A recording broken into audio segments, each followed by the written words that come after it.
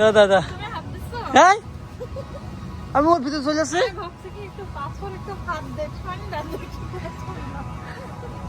পুরা ফেক। আসসালামু আলাইকুম বন্ধুরা, কেমন আছেন সবাই? এতক্ষণে হয়তো সবাই বুঝতে পেরেছেন যে আজকে আমরা কোথায় এসেছি। হানতাং রিভার পাথরের রাজ্য সত্যি আকর্ষণীয়। আজকে আমরা এসেছি জিও পার্কে, যেটি পুচ্ছন শহরে অবস্থিত।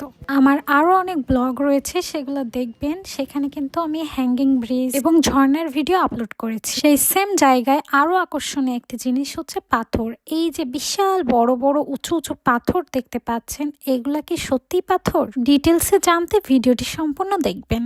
এগুলো দেখতে অবিকল পাথরের মতো মনে হলেও আসলে এগুলো কৃত্রিম পাথর। এখন অনেকের মনে প্রশ্ন জাগতে পারে যে কেন নকল পাথর? মূলত পরিবেশ সুন্দর রাখতে এবং বিভিন্ন টুরিস্টের আকর্ষণ বৃদ্ধি করতে স্থানীয়রা এই পাথরগুলো বসায়। দেখতে বাস্তবে অরিজিনাল মনে হলেও কিন্তু এগুলো আসলে ফেক। এগুলোই যখনই হাত দেওয়া হবে তখনই বোঝা যাবে, তার আগে কেউ বুঝতে পারবে না। আমি তো ফার্স্ট টাইম ভেবেছিলাম যে সত্যি এগুলো পাথর, অনেক ঠান্ডা হবে হয়তো। তো আমি হাত দিয়ে দেখলাম যে আসলে এগুলো ফেক, মানে হাত ভেতরে চলে যাচ্ছে। খুবই ইন্টারেস্টিং একটা বিষয়। এত সুন্দর করে এগুলা সাজিয়ে রেখেছে, দেখতে কিন্তু অনেক সুন্দর লাগছে। বিভিন্ন স্থান থেকে পর্যটকরা আসছে এবং এগুলার সাথে ছবি তুলছে। পাথরগুলো কিন্তু বিভিন্ন ধরনের কাপড় এবং ভেতরে বায়ু ঢুকিয়ে ফোলানো হয়েছে, যাতে দূর থেকে পর্যটকের দৃষ্টি আকর্ষণ করে।